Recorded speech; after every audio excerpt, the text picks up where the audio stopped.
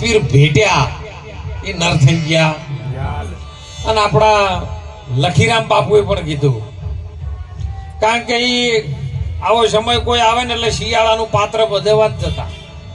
ગોમડે ગોમડે જઈને પાત્ર ભજવે, કોઈ નાટક ગમે એવું કરે, લોકોને રાજી કરે. સમય એવો રાત્રિનો ઘડી આવી, અને એ સમયે આવી લાઇટોની સાઉન્ડની કોઈ વ્યવસ્થા નહીં. અને એ સમયે પેલી દિવેટીઓ આપણે પૂરતા, હુતરની દિવેટ કરવાની અને એની મશાલ બનાવવાની, અજવાળું કરે ને ઊભું રહેવાનું. એ દિવસે લખીરામનો વારો આવ્યો. એટલે કે આપણા ગામમાં જે ગામમાં ભવાઈ રમા છે ને આપણે, એ ગામની અંદર કરમણ સાહેબ છે, એમના ત્યાં હુતર મળશે, બીજે જો મળશે. જેમ કબીર સાહેબ રેસા વણતા હતા ને અમે એ રેસા વણતા હતા. અને એ રાતના સમયમાં લેવા જ્યાં કે બાપા મારે મશાલ ચેતાવી છે ને હુતરની જરૂર પડી છે, તમે આપશો? કરમણ સાહેબ ડેલીમાં બેઠા હતા. 4-5 ભક્તો પણ જો સત્સંગ કરી રહ્યા હતા, બૌદ્ધ પાઠનો ઉપદેશ થતો હતો. એટલે મને ડેલી 2-3 વખત ખખડાઈને અવાજ આવવા માંડ્યો ને એટલે કરમણ સાહેબે ડેલી હુંહરો હાથ કાઢ્યો. આવું આપણું સનાતન શાસ્ત્ર એવું બોલે છે, સંતોનો ઇતિહાસ અનુભવ આવું બોલે છે. દરવાજા હુંહરો હાથ કાઢીને આલ્યું કે લે અવાજ કર્યા વણો જતો રહે. પેલા વિચાર કર્યું કે કની હાથ લોબો કર્યો, આવડો મોટો હાથ કનો હોય. પેલું બધું જે પાત્ર ભજવવાનું હતું નારાયણભાઈ ભૂલાઈ ગયું. અને વિચાર ચિત્ત ચકડોળે ચડ્યું કે હાથ આવી રીતે આવ્યો કઈ રીતનો, આ કઈ વિદ્યા છે. પણ સવારે જાણવી છે. બીજા દિવસે એને પાત્ર ભજવાનું, બીજા દિવસે કરમણ બાપા પાણી જો મને હારી વાત તમે સમજાવો. કરમણ બાપો કે આ વાત જેવી તેવી નથી, આ તારે કોઈ ઘડીવાર માટે ખેલ ભજવીને તરત મળી જાય એવી વાત નથી. આ તો મારા નાથ અલગ ધણીની વાત છે, જેને આ વિશ્વ જેનાથી ઉત્પન્ન થયું છે, જેનાથી આ 14 બ્રહ્માંડ રચાણા છે ને, એ પરમાત્માની વાત છે. કે ગમે હોય પ્રભુ પણ મને હાર્યું કહો. અને જમ સેમ બેહારી પછી એને સમજાયું ને, ત્યારે કરમણ બાપે છેલ્લે એક જ વાત કરી કે જગતના જીવોને તો લોકોને રાજી કરે છે, પણ જેને તારું દેહનું સર્જન કર્યું 9 માસ નિરાધાર, એને કોઈ દાડ રીઝવવાનું તે મહેનત કરી આ પાત્ર એના માટે કોઈ દાડ ભજવ્યું છે? એને ભજવી લે. તો કે બાપા આજની રાત ખાલી મને રહેવા દો, અને આજની રાત ગામમાં જે પણ મારે દક્ષિણા ભેટ પૂજા કે ફાળો આવે એ ફાળો મારી બેનને આજ દક્ષિણા માલીને જતું રહેવું છે. તમારી વાત મને અહીંયા બેઠી છે. હાલ રઘુભાઈ મને વાત કીધી હાલ જ કે બાપા ગુરુ મહારાજની મારે વિશેષ કૃપા થઈ. પણ તમારો એક વિડીયો જોયો ને, એ વિડીયોમાં તમે એવું બોલ્યા હતા કે આપણો કાર્યક્રમ બોલવાનો સત્સંગ ચાલુ કરવો છે, પણ કોઈક મને દક્ષિણા આલે ને તો નારાયણભાઈ ચાલુ કરવું ને કે નથી કરવું. એટલે કે બધા વિચારમાં પડી ગયા. પણ મેં એવું કીધું કોઈ દક્ષિણા મારે બીજું કોઈ નહીં જોતું, તમારા રૂપિયા બંગલા કે ગાડી ઘોડા મારે નહીં જોતું.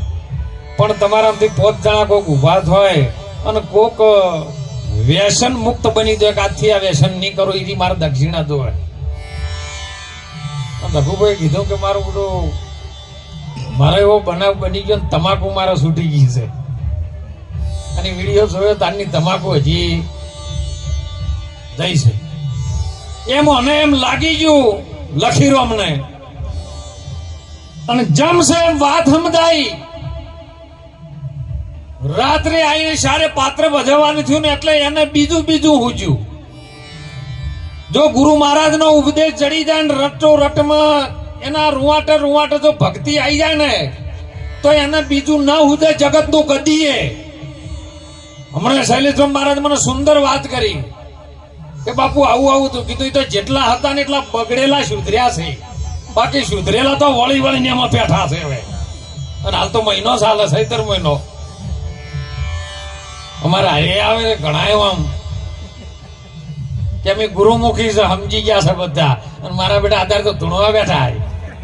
તો તમને બેવીનું આવે છે ચમ? તમને ગુરુમુખી કેવા ભુવા કેવા હે એમ? તો એકમાં રહો તો કોઈ ખારું થાય, કો તો ભુવા છો તો ભુવા રહો, ભગત થવાના તો. અને લખીરામ ને વાત સમજાય. લખીરામ સ્ટેજ ઉપર આવીને સાહેબ બોલ્યો કે કોટિક ભાણ મારા કટ ભીતર ઉજાને ભૂમિકા સગલી મેં ભાળી શૂન્ય મંડળમાં બિરાજે મારો સાહેબો અને મારા ત્રિકુટીમાં લાગી જઈ છે તાળી એ યાદવર તાણી આનંદ આનંદની હેલી રે બેની મને ભીતરમાં સદગુરુ મળી જા જો સદગુરુ મળી જાય એવી વાત કરી પણ પરમાત્માનું એડ્રેસ આલી દીધું એને કે પરમાત્મા કયો રહેશે કે શૂન્ય મંડળમાં બિરાજે મારો સાહેબો અને એનો એ સાહેબો જેસલી તોરલને કીધું કે તારો સાહેબો મને બતાય એને સાહેબો કીધો છે કોઈને અમરમાની ચૂંદડી કીધી છે કોઈને જીનામ કીધું છે કોઈને સતનામ કીધું છે કોઈને સાહેબ કીધો છે કોઈને અલગ ધણી કીધો કોઈને નોધારાનો આધાર કીધો કોઈને પરમાત્મા કીધો કોઈને રામ કીધો કોઈને કૃષ્ણ કીધો જેની જો મતી પહોંચી એ વાત ઠેરાઈ છે આપણે શું લેવું છે એ નક્કી કરવાનું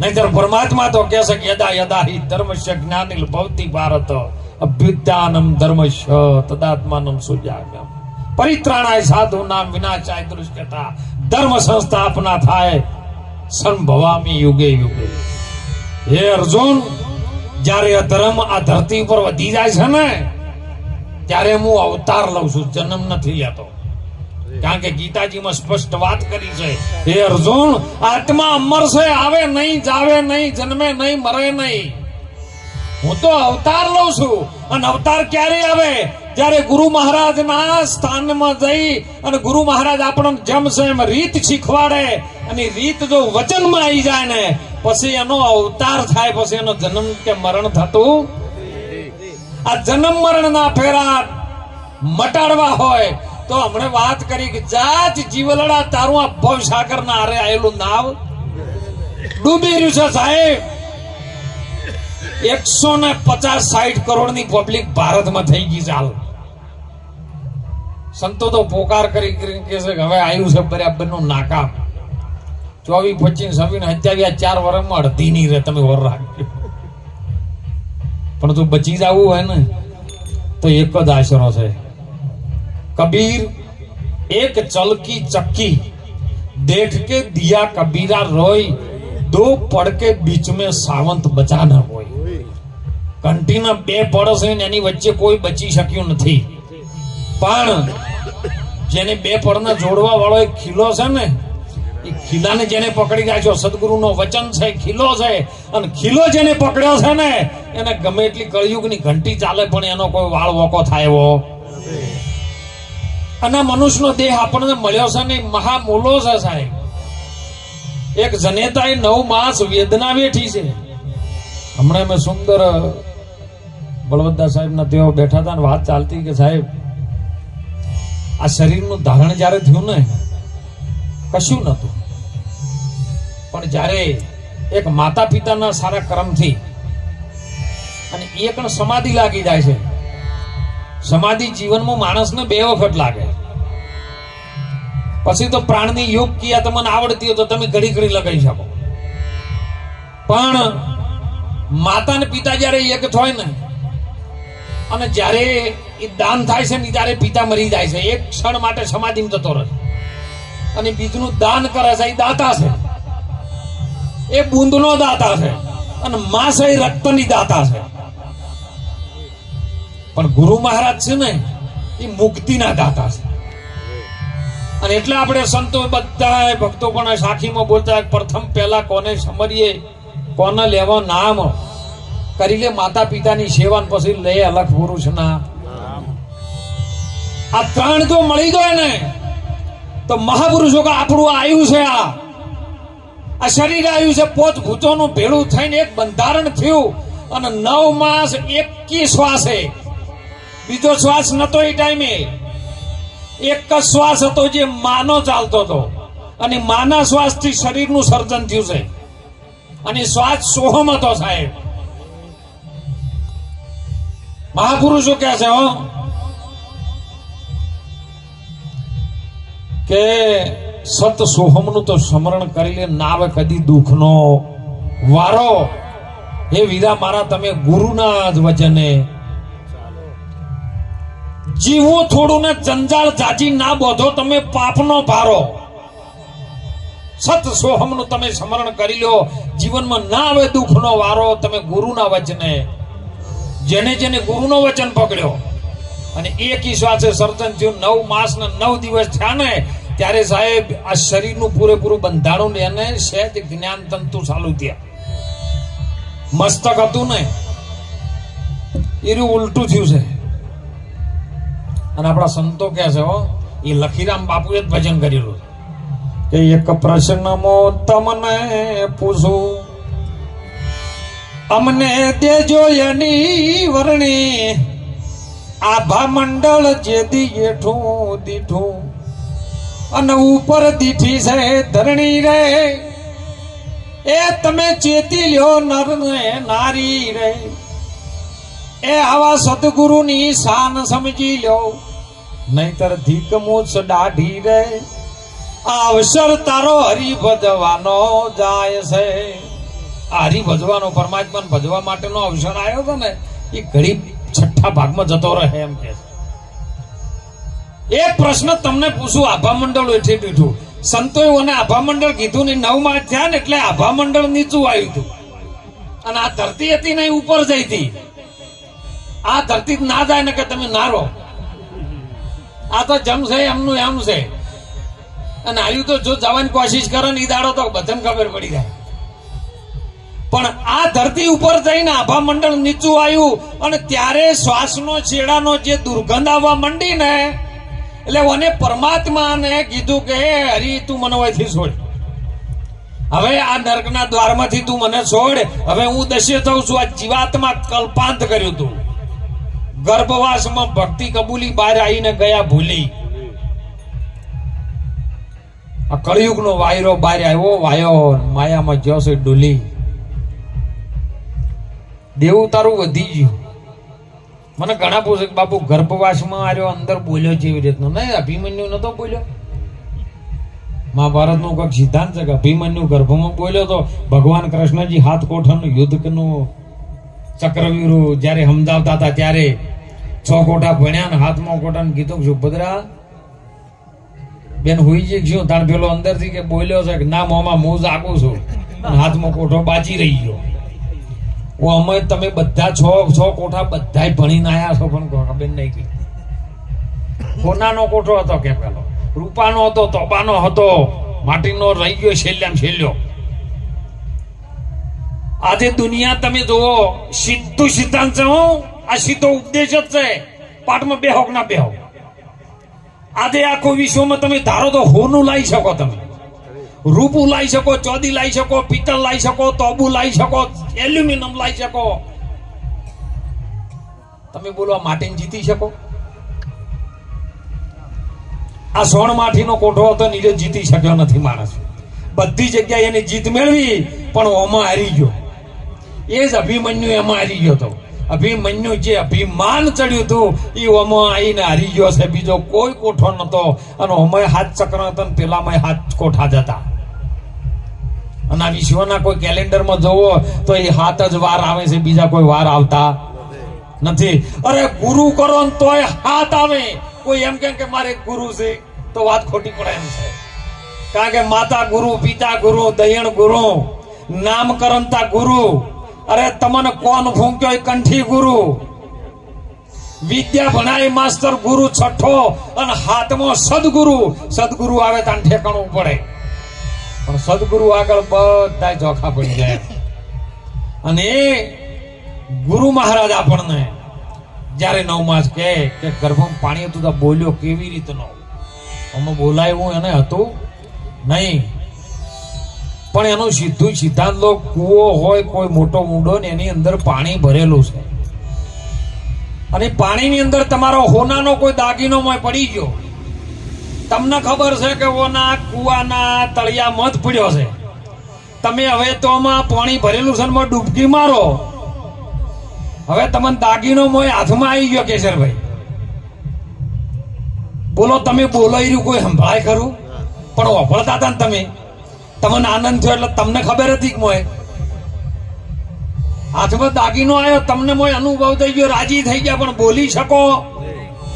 કારણ કે બોલવા જો જ વાણી આવે, અને વાણીમાં આવે વણસી જાય નિર્વાણી પદ હાચું, નામ રૂપ ને ગુણ થી ન્યારું, એ જાહેર પદમું જાચું. એમાં તમે જોવા વાળા તમે હતા, તમે અનુભવવા વાળા તમે, આનંદ સ્વરૂપે તમે, અને લેવા વાળા તમે ના. આવી રીતની ગર્ભમાં દશા થઈ અને પરમાત્માને કીધું કે મને છોડ, એટલે પરમાત્માને દયા લાય છોડું. પણ એને વિચાર આવ્યો કે મારો બનાયેલો છે ને મારો છે, મને હોમો પડી છે. તમે જોવો દુનિયામાં ફરો, તમને તમારા જ હોમા પડે છે, બીજા કોઈ છે જ નહીં. બીજાને તમને પથારી ની ખબર ને કાર્ય ચી બાજુ ક્યાં છે, તમારા જ તમને હોમા પડે. કારણ કે એને ખબર છે કે આ પથારી કરીને હું ફેરવે. પથારી કોણ ફેરવે? તમારા ઘરના હોય ત્યાં આવ્યો બાર. પણ પરમાત્માને ખબર પડી કોને, જો છોડી મેલું મારો બધો નક્કી હોમો પડશે. એટલે બાજુમાં બે જણા ઉભા હતા કે પ્રભુ અમને દયા આવે છે, મને છોડી મેલો. પણ ક્યારે ભૂલી જાહે કે કોઈ વાંધો નહીં, અમને ચોક્યાત છે ને અમે બે જણા, એ ભૂલી જાહે ને તો અમે ગમે કરીને એને ખાલી કરાવશું ને. અને બે જણા હતા ને, જન્મ ને મરણ હતું. એ બે અક્ષર નો ભેળો કરીને બે અક્ષર બનાયા, 100 અક્ષરમાંથી 4 કાપ્યા અને 2 બનાયા ને એને જમ રાખ્યા, અને જમ જોમીન થયા. ત્યારે ન હરખો ઉતરે, પ્રભુના કાર્ય ન જાય, કોઈ સાધુ સંતોની સેવા ન કરે, કોઈ સારું કાર્ય ન કરે, મા બાપની સેવા ન કરે, તો અમે એને ખાલી કરી લેવું. નહીં મોય નજરે પડતા મારું મોટું કે હવે જમ નજરે પડે છે. કૂતરો ભૂંકતો હોય તો મોદા થઈ ગયા હોય ને વધારે, ચીબરીઓ બોલશે કે હવે નક્કી આપજો એમ છે. આ તો શિયાળા ડાડ્યાથી ડોશીમાં બીમાર થયેલા, અહીંયા છોકરો બીમાર થયેલો. એટલે ડોશીમાં ને કોક નું આવું કથામાં સાંભળી ગયેલું કે જમ આવે પણ પાડા પર બેસીને આવે. એટલે ડોશીમાં બહાર ઊંઝેલો, છોકરો અંદર ઊંઝેલો, તાવ આવેલો બિચારા જબરજસ્ત. એટલે ઢાઢનો વધારે મોદો થાય ને ઘરમાં ઊંઝ, ઘરમાં બિચારા ઊંઝો. રાતના પાડું છૂટી ગયું કેશરભાઈ, પાડું મારું મોટું કલછાણું હતું, ડોશીમાના ખાટલા ખણવા માંડ્યું. ડોશીમાએ તો ઊંઘમાં આમ કરીને મોજ ખોલીને એટલે જોયું, પાડો જોયો. અને એને પેલી કથાનું યાદ આવ્યું કે પાડો છે, જમરાજાજી નહીં આયા. એટલે પાડાને હાથ જોડીને ડોશીમાં પ્રાર્થના કરે કે પ્રભુ તમે ભૂલી ગયા ખાટલો, મોદો મોણસ છે નહીં તો કર્મ છે. એટલે સંતોન કેવું પડ્યું કે કોઈ એનો નથી રે, કોઈ એનો નથી રે, એ ખોટી કરો છો તમે મજામાંથી રે, કોઈનો નથી રે. અને આપણે જોયું છે હવે કોઈનું નથી ને, એ જોયું છે. આજે જે પ્રસંગ છે ને એવો બનાવી કોરોનામાં થયો છે સાહેબ. એ સમયે કોઈનું નતું, અને એ બોલી કરીને આવ્યો ને, પણ બહાર એવા ચક્કરમાં પવન વાયો અને માયાનું દ્રશ્ય જોયું ને. માયા પરમાત્માની જ રચાયેલી હતી, મનથી જ માયા રચાણી છે. અને માયા જોયા પછી આ જીવ ભ્રમિત થઈ ગયો, ભ્રમણામાં ફેદાઈ ગયો. એવો બધો ગોડો છે સાહેબ, મુકાતું નથી. પણ સંતો મહાપુરુષો આપણા ભારતના આવા કોઈ સંતો જગાડી રહ્યા છે કે તારે કશું મેલીને ત્યાગ કરવાની જરૂર નથી, પણ જમ છે એમ રીત સમજી જા. જેમ કાદવમાં કમળ છે, કમળ ગારાને ટચ નતું થતું, એવું તારું જીવન બની જાય. રીત તને શીખવાડે, બીજું કોઈ તમને છોડાવવા માંગતા નથી. અને જેને છૂટી ગયું છે ને એના નામનો ડંકો વાજી ગયો છે. અને એટલે મહાપુરુષો માંથી જગાડે છો કે જાજ જીવલડા બહુ સાગર ના આરે આવેલું તારું આ નાવ છે સાહેબ, બહુ સાગર ના આરે આવ્યું છે. અને જો કદાચ ભૂલ ખાઈ જાય તો ડૂબે નહીં. હજારો મણ લોખંડ કદાચ આપણે સીધું નાખી દે ડૂબી જાય, પણ લાકડા સ્ટીમર નો કોઈ સહારો લઈ રહી એમ આ કાયા રૂપી નાવડું છે, હદ વચ્ચે ડૂબી ન જાય. એટલા માટે સદગુરુ નામનો કોઈ કદાચ સહારો મળી જાય ને તો આ નાવડું તરી જાય. એમ હાલની વાત, કોઈ વાયદા નહીં બધાને. કેમ કે કોટિક ઉપાય કરવા છતાં આર્યું મળ્યું છે. 9 માસ વેદના બેઠી છે. મા બાપને પૂછી લેજો કે એમની વેદના કેટલી બેઠી છે. એમનો જીવ વાલો કરીને સાહેબ તમને જીવન આપ્યું છે. અને એ જો આપણે જીવનમાં ભૂલી જઈએ ને તો વિશ્વમાં તમે ફરજો જો સુખ નહીં મળે. અને એટલે સંતોએ કીધું છે કે સુખ કયું ન જાય સત્સંગનું. સુખ ઇન્દ્રના દરબારથી અતિ ઘણું, બ્રહ્માના લોકથી અતિ ઘણું, એ તો વૈકુંઠથી વધતું જાય. સુખ કયું ન જાય સત્સંગનું. સત્સંગ કેવો છે? હું તો બધાને એમ કહું છું કે સત્સંગ કેવો? સત્સંગ સાહેબ ઓપન, જે સાહેબ ખોલીને મૂકી દે. જેમ ડોગરના ઉપર ફોતરું છે પણ ફોટી લે એટલે મોંથી ચોખ્ખો નીકળી જાય એવું ઓપન સત્સંગ હોય ને એમ નામ સત્સંગ. પણ સત્સંગ બે જણનો અને ભજન એકનું. ભજન કરવું હોય તો એકાંતથી થાય, કારણ કે ગંગા સતીએ કીધું એકાંતે બેસીને તમે હવે અલખને આરાધો. અલખ જે લખાયો નથી ને એને અલખ કીધો છે. અને એને આરાધ કરો. આરાધ ક્યારે થાય? તમને દુઃખ પડે ત્યારે થાય. સુખ હોય ને એટલી ઘડા કોઈ પરમાત્માને યાદ કરતું. દુઃખ પડે ને પીડ પડે ને પીડ, એ જ પીડ હરિયાળા વનની અંદર સગુણન ઉપડી સાહેબ.